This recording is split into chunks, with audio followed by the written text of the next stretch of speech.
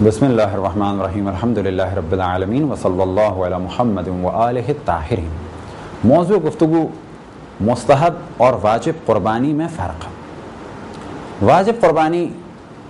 البتہ وہ واجب قربانی کہ جو حاجی کے لیے واجب ہو، کیونکہ ہم نے پہلے توجہ دلائی کہ قربانی حاجی کے لیے واجب ہے، چاہے حج اس کا واجب ہو اور چاہے حج اس کا مستحب ہو، لیکن غیر حاجی کے لیے قربانی مستحب ہے۔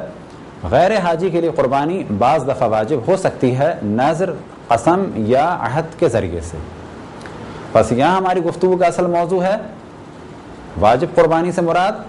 وہ قربانی جو حاجی کے لیے رکن کے طور پر ہے۔ بس پہلا فرق دونوں قربانیوں کے درمیان یہ ہے کہ حاجی کے لیے قربانی واجب ہے اور ایک رکن ہے اور اس کے بغیر حج نہیں ہوگا، البتہ اس کے طویل مسائل ہیں کہ اگر کوئی قربانی نہ کر سکے تو کیا کرے۔ مثال کے طور پر پہلے دن نہ کر سکے تو دوسرے تیسرے یا چوتھے دن بھی کر سکتا ہے، مختلف شرائط ہیں۔ اور اگر وہاں اسے جانور نہ ملے تو پھر وہ 3 دن روزے رکھے۔ وہ احکام بالکل جدا ہیں کہ جن کا تعلق حج سے ہے۔ بس پہلا فرق ہے واجب اور مستحب قربانی میں، یعنی حاجی اور غیر حاجی کے لیے، کہ حاجی کے لیے قربانی واجب ہے اور غیر حاجی کے لیے قربانی مستحب ہے۔ دوسرا فرق یہ کہ حاجی کے لیے لازم ہے کہ وہ ایک جانور کو قربان کرے گا۔ مثال کے طور پہ اگر باپ اور بیٹا حج کرنے کے لیے گئے ہیں تو وہ یہ نہیں کر سکتے کہ ایک اونٹ ہم قربان کر دیں۔ اگر انہیں اونٹ قربان کرنا ہے 2 اونٹ کرنے ہوں گے، انہیں ایک جانور قربان کرنا ہے، چاہے وہ ایک اونٹ ہو، چاہے وہ ایک گائے ہو، چاہے وہ ایک بھیڑ یا بکرا ہو۔ لیکن غیر حاجی ایک ہی جانور میں حصہ ڈال سکتے ہیں۔ اب حصے کے بارے میں توجہ رہے کہ اونٹ میں بھی حصہ ڈال سکتے ہیں، 7 بھی، 80 بھی اور 100 بھی۔ یہ جو تصور ہے کہ فقط 7 حصے، 70 بھی ڈال سکتے ہیں، 80 بھی ڈال سکتے ہیں، 100 بھی ڈال سکتے ہیں اور 1000 بھی ڈال سکتے ہیں۔ گائے میں بھی حصے ڈال سکتے ہیں اور بکرے میں بھی حصے ڈال سکتے ہیں۔ زاد المعاد میں علامہ مجلسی فرماتے ہیں کہ حصہ ڈال سکتے ہیں گوشت فند میں یعنی بکرے میں 70 بھی اور اس سے بھی زیادہ۔ حصہ ڈالنے سے کیا مراد؟ فرض کریں کہ کچھ لوگ کسی ہاسٹل یا کسی آفس میں ہیں، اب یہ چاہیں کہ قربانی کریں تو 100 روپے ڈال کے سب کہتے ہیں کہ جی ایک جانور ذبح کر دو، یہ ان سب کی جانب سے قربانی مانی جائے گی، ان سب کو ثواب ملے گا۔ ہاں یہ اور بات ہے ان سب کو 1 کلو گوشت نہیں مل سکتا 100 روپے میں، لیکن انہیں ثواب ضرور ملے گا۔ بس اگر کسی ہاسٹل میں 1000 بچے ہیں اور کہتے ہیں کہ ہم 1000 لڑکے 1000 لڑکیاں ایک گائے ذبح کریں یا ایک بکرا ذبح کریں، تھوڑے تھوڑے پیسے ڈالیں، تو جس نے 10 روپے ڈالے یا جس نے 20 روپے ڈالے ان کو بھی ثواب ملے گا۔ بس حاجی ایک جانور کو ذبح کرے گا، چاہے وہ بڑا ہو چاہے چھوٹا، لیکن غیر حاجی کے لیے جائز ہے کہ وہ ایک ہی جانور میں کئی افراد حصہ ڈالیں۔ جیسا کہ ہم نے عرض کیا کہ غیر حاجی یعنی جس کے لیے قربانی مستحب ہے وہ ایک ہی جانور میں کئی لوگوں کو شامل کر سکتا ہے، تو بہتر ہے کہ وہ بے شک ایک ہی جانور ہو، چاہے وہ سائز کا چھوٹا کیوں نہ ہو۔ اس قربانی میں پہلے مرحلے میں تمام انبیاء علیہم السلام کو، پھر تمام ان کے اوصیاء علیہم السلام کو، خصوصاً امام زمان علیہ السلام کو شامل کرے، اور اپنے تمام آباء و اجداد کو، حتیٰ تمام مومنین کو، اور پھر اگلے مرحلے میں اپنے بیوی بچوں کو شامل کرے اور نیت کرے کہ میں ان سب کی جانب سے اللہ سبحانہ و تعالیٰ کی بارگاہ میں اس قربانی کو پیش کرتا ہوں۔ یہ تصور کہ اتنے زیادہ افراد کو شامل کر کے ہمیں کیا ملے گا، تو یاد رکھیں کہ ایک نیت کے ذریعے سے مزید ثواب ملے گا انبیاء علیہم السلام کو شامل کرنے کا، ائمہ کو شامل کرنے کا، مومنین کو یاد رکھنے کا، اپنے زندہ اور مردہ والدین کو یاد رکھنے کا، اور اسی طریقے سے اپنے گھر والوں کو یاد رکھنے کا۔ تیسرا فرق یہ کہ حاجی کے لیے ضروری ہے کہ جانور کو منا میں قربان کرے اور غیر حاجی دنیا میں کہیں بھی قربان کر سکتا ہے۔ چوتھا فرق یہ کہ حاجی عید الاضحیٰ میں قربانی کرے گا، لیکن غیر حاجی عید الاضحیٰ کے دن بھی قربانی کر سکتا ہے اور اس کے 2 دن بعد بھی کر سکتا ہے، یعنی 10 کو بھی کر سکتا ہے، 11 کو بھی کر سکتا ہے، 12 کو بھی کر سکتا ہے۔ ایک جانب ہم توجہ دلائیں کہ اگر کسی علاقے میں چاند کنفرم نہ ہو، یعنی آپ کو شک ہے کہ یا آج 9 ہے یا آج 10 ہے، تو ایسے میں بہتر ہے کہ آپ 11 کو قربانی کریں، کیونکہ جب آپ 11 کو کریں گے تو یا 11 ہے یا 10 ہے، تو اگر 10 ہے تو قربانی صحیح ہے، اور اگر 11 ہے تو قربانی صحیح ہے۔ بس اگر کسی کو یقین ہے کہ آج 10 سے لے جائے تو وہ آج قربانی کر سکتا ہے، 11 کو بھی کر سکتا ہے، 12 کو بھی کر سکتا ہے، لیکن اگر یقین نہیں ہے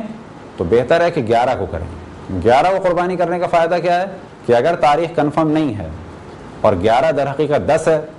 تو بھی قربانی صحیح ہے، اور اگر وہ 12 ہے تو بھی قربانی صحیح ہے۔ لیکن یہ ہم تاکید نہیں کر رہے ہیں کہ 11 کو کریں، فقط ہم اس جانب توجہ دلا رہے ہیں اگر کسی علاقے میں تاریخ کنفرم نہ ہو تو کیا کریں۔ پانچواں فرق یہ کہ حاجی کے لیے شرط ہے کہ اس کی جانب سے جو شخص جانور کو ذبح کرے وہ شیعہ اثنا عشری ہو، لیکن غیر حاجی کے لیے یہ شرط نہیں ہے، کوئی بھی مسلمان، البتہ جب کہا جائے مسلمان تو وہ مسلمان ہو،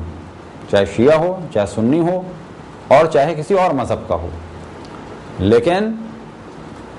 بغض اہل بیت نہ رکھتا ہو۔ اگر کوئی بغض اہل بیت رکھتا ہے، اہل بیت علیہ السلام کا دشمن ہے، تو وہ ناسبی ہے، اسلام کے دائرے سے خارج ہے، اور اس کے ہاتھ کا ذبح ہوا جانور مردار ہے اور نجس ہے، کھانا اور کھلانا اس کا سب کچھ حرام ہے۔ اسی طریقے سے اگر کوئی شخص اپنے آپ کو شیعہ کہتا ہے یا شیعہ بن گیا ہے اور اس کے بعد کسی نبی اور امام کے بارے میں کہے کہ وہ اللہ ہیں، تو یاد رکھیں وہ شیعہ نہیں ہے، وہ کافر ہے، اور اس کے ہاتھ کا بھی ذبح کیا ہوا جانور مردار ہے، نجس ہے، کھانا کھلانا اس کا حرام ہے۔ چھٹا فرق یہ کہ حاجی کے لیے جانوروں کی عمر کے بارے میں شرائط ہیں کہ اگر اونٹ ہے تو 5 سال کا مکمل ہو چکا ہو، اگر گائے ہے اور بکری یا بکرا ہے تو وہ 2 سال کے ہو چکے ہوں اور تیسرے میں لگ چکے ہوں، اور اگر بھیڑ ہے یا دمبا ہے تو 7 مہینے کے ہو چکے ہوں یا 1 سال کے ہو چکے ہوں تو بہتر ہے۔ لیکن غیر حاجی کے لیے 2 یا 3 سال کا اونٹ یا اونٹنی بھی جائز ہے، اور اسی طریقے سے 2 سال سے کم عمر گائے یا بکری بھی جائز ہے یا بکرا بھی جائز ہے، اور اسی طریقے سے 7 مہینے سے کم عمر بھیڑ بھی جائز ہے، لیکن عمر کی شرائط پر پابندی کی شرط ہے حاجی کے لیے۔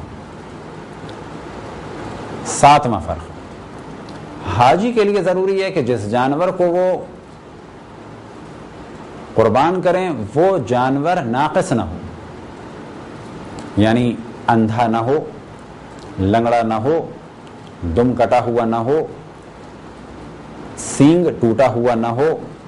کان کٹا ہوا نہ ہو، بال گرا ہوا نہ ہو، اسی طریقے سے بہت بوڑھا یا بہت دبلا نہ ہو، نہ یہ نقائص بعد میں ہوئے ہوں اور نہ ہی وہ پیدائشی ناقص ہو۔ سینگ کے بارے میں توجہ رکھیں کہ اگر سینگ کی پالش اتر جائے تو کوئی حرج نہیں ہے۔ اسی طریقے سے ایسا جانور کہ جس کو ناقص کر دیا ہو اور اس کی نسل نہیں بڑھ سکتی، اور اب کیونکہ مسئلے مسائل بتا رہے ہیں تو اس گفتگو کو بہت واضح بیان کرنا ہوگا کہ وہ جانور ایسا نہ ہو کہ جس کے ٹیسٹیکلز کو ختم کر دیا گیا ہو، یعنی اسے خصی بنا دیا گیا ہو۔ بس اگر خصی جانور ہے تو اس کی قربانی حج میں نہیں ہو سکتی، لیکن غیر حاجی ناقص جانور کی قربانی کر سکتا ہے، لیکن تاکید یہی ہے کہ جو شرائط حج کی ہیں ان پر عمل کرے تو بہتر ہے۔ لیکن ہم فقط مسئلہ بتا رہے ہیں، وہ اس وجہ سے بتا رہے ہیں کہ فرض کریں کہ اگر کوئی شخص اپنے گھر گائے لایا اور گائے ٹرک یا سوزوکی سے اترتے ہوئے ٹکرائی اور سینگ ٹوٹ گئے یا ٹانگ ٹوٹ گئی، تو کیا قربانی ہو سکتی ہے؟ ابھی بک تو نہیں سکتی، تو قربانی ہو جائے گی۔